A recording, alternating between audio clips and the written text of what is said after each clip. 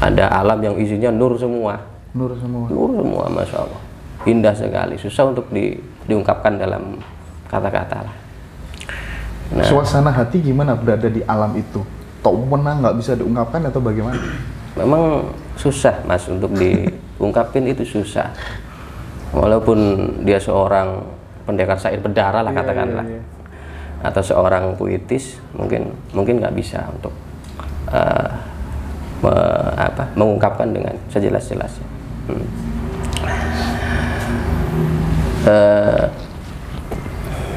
Habis itu saya nggak tahu, artinya saya seperti hilang. Saya juga tidak terasa ada saya itu, nggak tahu itu kondisi apa. Nah, saya hanyut di sesuatu yang memang saya juga susah untuk menjelaskannya gitu. Karena semuanya nggak ada. Dibilang kosong juga, saya juga sekarang masih mikir.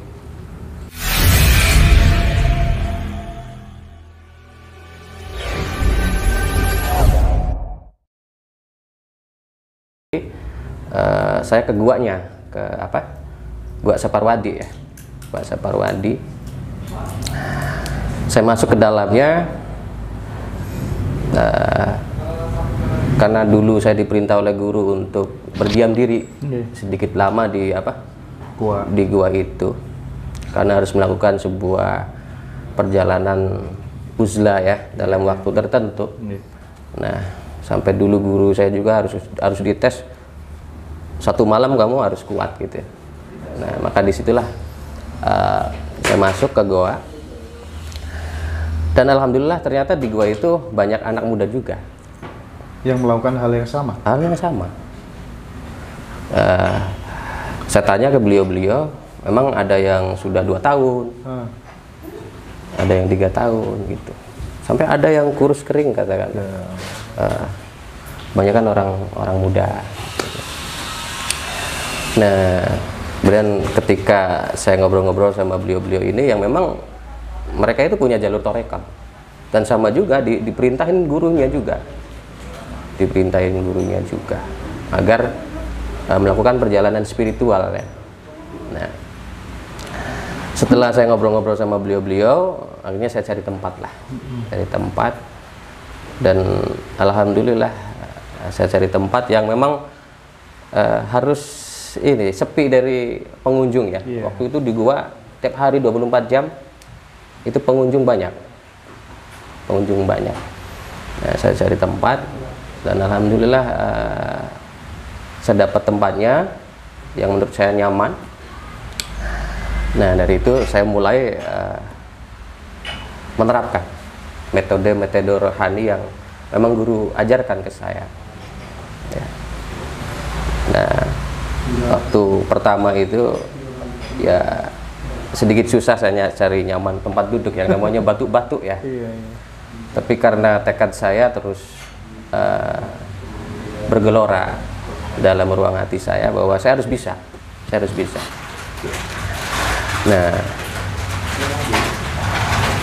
di hari pertama itu saya merasakan bengkak-bengkak, yang namanya duduk terus ya, bengkak-bengkak. Tapi terus saya mencoba, memang sakit terasa badan ini, mungkin karena darah mulai nggak lancar ya, karena pembekuan itu.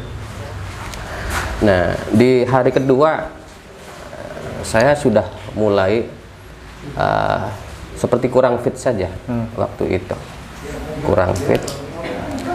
Nah, tapi alhamdulillah ketika saya kurang fit itu terjadi perubahan di dalam diri saya itu. Ada katakanlah kesan-kesan batin yang mendorong saya untuk terus lanjut gitu. Nah, alhamdulillah saya mulai mengingat kembali akan pelajaran guru-guru yang disampaikan ke saya ketika memang saya harus di situ gitu. Alhamdulillah demi sedikit sampai di malam kedua itu saya sudah mulai normal ya. Normal artinya tubuh saya sudah mulai kembali sehat dan rohani saya sudah mulai mendukung gitu. Sudah mulai mendukung. Nah, alhamdulillah keadaan rohani saya sudah mulai mendominasi. Nah, sampai mulailah tubuh yang terasa kaku itu, terasa sakit itu sudah mulai tidak saya rasakan. Saya sudah mulai waktu itu ke dunia rohani, lebih dominan ke arah sana. Nah, kemudian di malam ketiga saya mengalami perubahan drastis. Seolah-olah saking nikmatnya, menahan nikmat, seolah-olah saya seperti mau pingsan saja. Mau pingsan.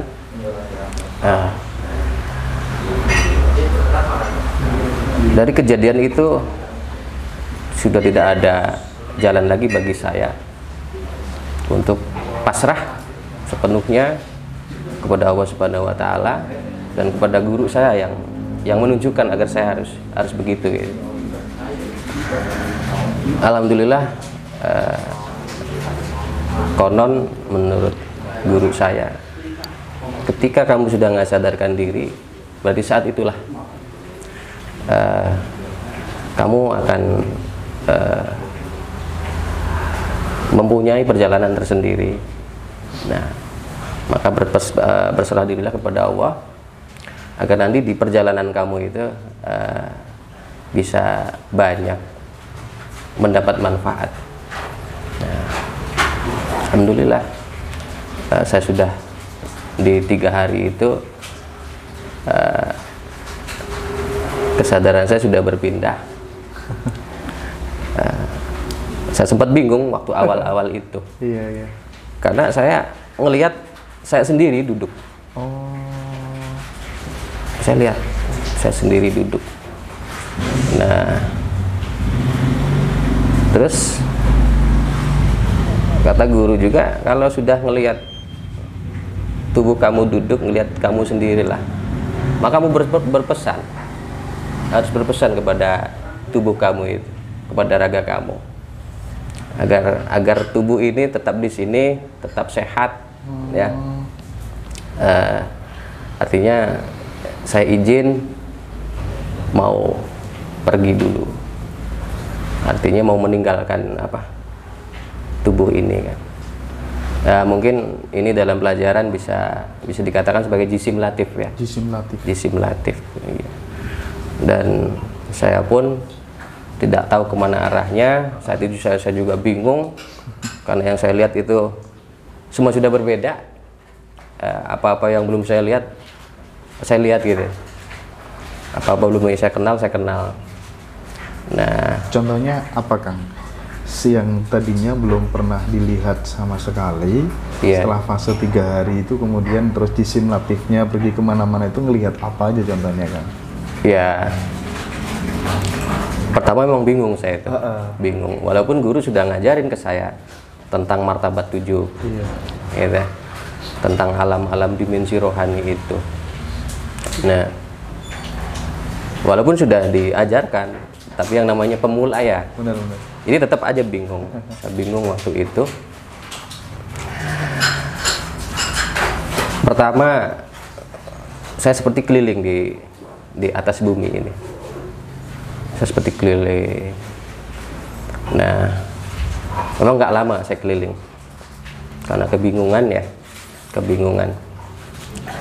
Nah, tapi ketika itu dalam batin saya, dalam rohani saya itu udah nikmatin saja. Nah, nanti kamu harus lebih memasuki dimensi-dimensi lain. Nah, artinya diri saya sudah menyadarkan waktu itu. Diri saya sudah mulai connect dengan pribadi rohani saya waktu itu. Nah, akhirnya saya sudah mulai seimbang, dan akhirnya pelajaran dari guru saya ingat kembali waktu itu. Nah, habis melihat apa sekeliling bumi itu, saya melihat makhluk-makhluk ya, makhluk-makhluk yang banyak sekali. Ya, semuanya indah dan mereka berwujud juga. Tapi mungkin wujudnya wujud gaib ya, bukan wujud seperti kita ini. Nah, mereka bersuara juga, bersuara. Nah, berwarna juga, ya berwarna. Sama lah seperti kita ada warnanya juga. Tapi dia bukan manusia? Bukan ya? Bukan. Artinya makhluk-makhluk ciptaan Allah lah. Sebentar. Ya. Artinya bahwa banyak pengamatan, banyak penelitian yang mengatakan sebenarnya ada kehidupan lain di luar manusia itu memang benar-benar nyata. Panjenengan menyaksikan gitu ya? Ya. Saya lihat di situ banyak jenisnya. Iya. Banyak jenisnya. Dan mereka tidak menyeramkan seperti apa yang sering dibicarakan itu. Mereka semua indah dan mereka semua ya beribadah sama seperti kita.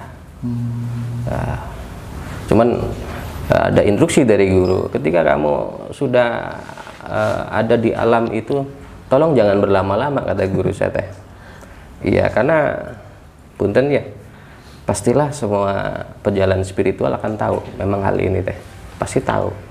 Karena ada orang yang berlama-lama di alam ini, ujung-ujungnya dia nanti sakti.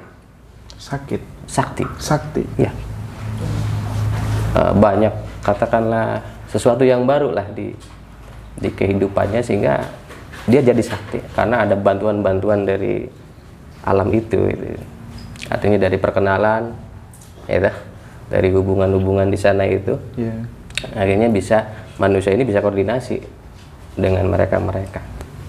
Ya, begitulah orang Cirebon bilang, kalau di alam ini nanti banyak kodamnya, katakanlah, banyak pembantunya.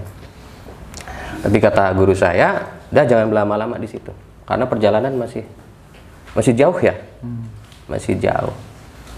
Nah, setelah itu kemudian saya melihat lagi lebih atasnya itu, wujudnya sudah hilang semua, sudah nggak ada wujud mereka itu. Nggak tahu apa berganti alam atau bagaimana. Iya. Yang penting saya sedang mencocokkan saat itu antara pelajaran guru dengan kejadian yang saya alami waktu itu. Nah, di alam selanjutnya itu saya hanya melihat cahaya-cahaya saja yang berwarna-warni, tapi ada suaranya gitu loh, Mas. Ada suaranya gitu, ada suaranya. Nah, di sana gemuruh sekali, artinya suara-suara itu benar-benar bergemuruh. Yang ada di sana bukan suara-suara kayak kita begini, ya kumpul-kumpul terus bercerita tentang kita gitu. Kalau di sana yang ada itu suara-suara puja dan puji. Hanya suara saja? Iya, suaranya ramai tapi isinya puja dan puji. Artinya ada yang baca subhanallah, ada yang la ilaha illallah gitu. Ya, saat itu. Jadi saya menikmati di sana. Saya terharu bahwa ada suara-suara yang memuji nama-nama Tuhan, nama-nama Allah. Nah, kemudian saya naik lagi.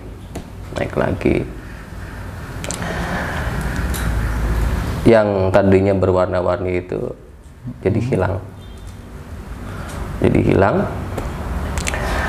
dan berubah alamnya menjadi jernih ya. Jadi seperti air aqua ini jernih di sana.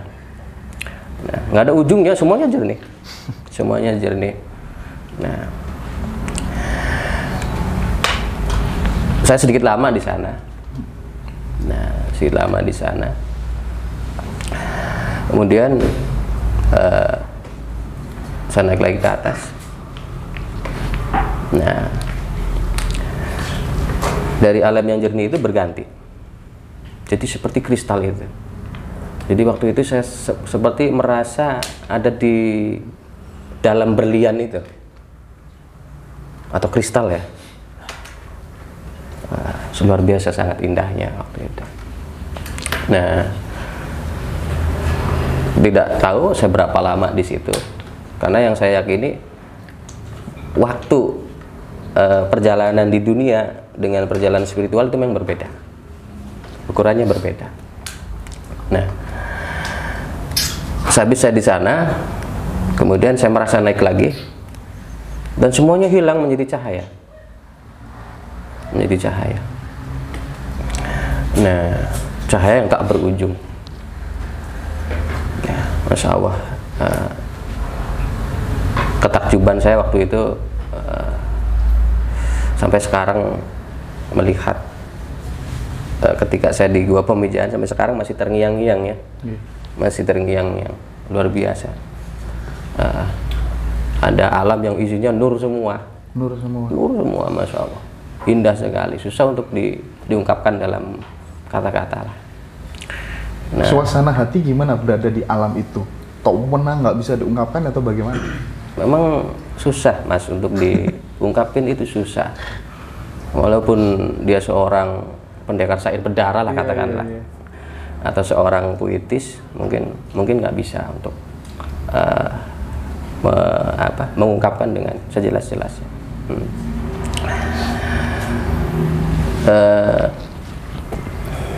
Habis itu saya nggak tahu, artinya saya seperti hilang. Saya juga tidak terasa ada saya itu, nggak tahu itu kondisi apa. Nah, saya hanyut di sesuatu yang memang saya juga susah untuk menjelaskannya gitu. Karena semuanya nggak ada.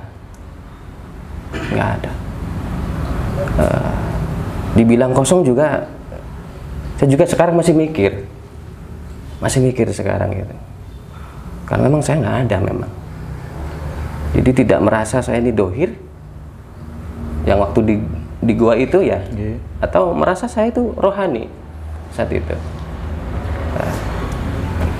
Tidak terasa apa-apa gitu. Nah, habis begitu saya merasa turun kembali gitu.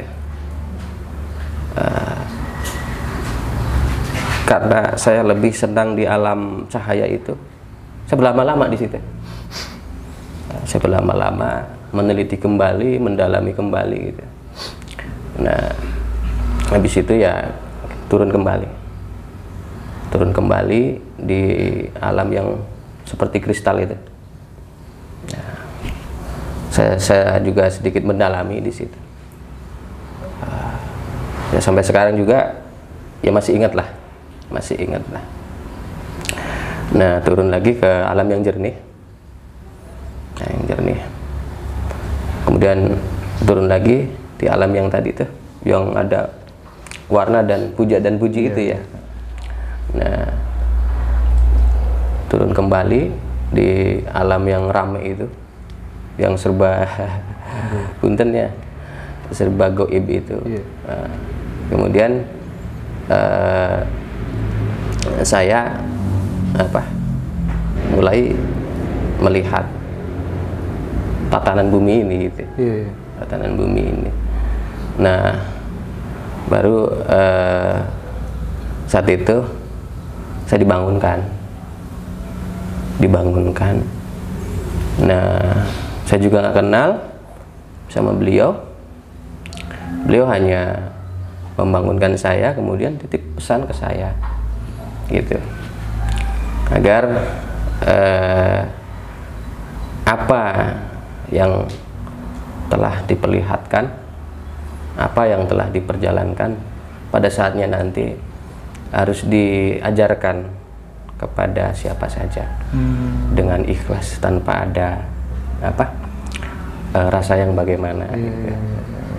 Nah, saya pun keluar dari gua itu. Saya jatuh Mas pas keluar itu. Saya ditolong penduduk. Tolong penduduk. Saya nggak nyadar kata penduduk itu 16 hari. Nggak nyadar gitu. Setelah keluar dari gua? Setelah keluar dari gua itu.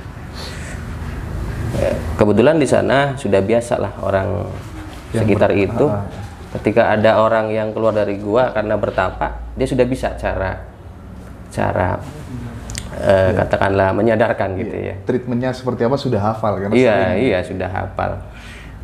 Konon katanya saya itu diasepin gitu sama beliau-beliau. Diasepin dulu, jadi saya suruh nyium asap itu ya. Asap dari nasi itu. Nah, baru saya dikasih makanan sejenis ini, bubur ya, tajin ya. Tajin. Nah, baru saya mulai sadar dan alhamdulillah sudah kembali normal untuk apa, bisa makan ya. Nah, mungkin saat itu saya di dalam gua, usus saya udah lempet gitu istilahnya. Iya, jadi harus begitu menurut mereka. Nah, tanpa sadar saya menanyakan ini hari apa, bulan apa gitu. Dan saya nggak nyangka ketika itu saya dihitung saya 6 bulan.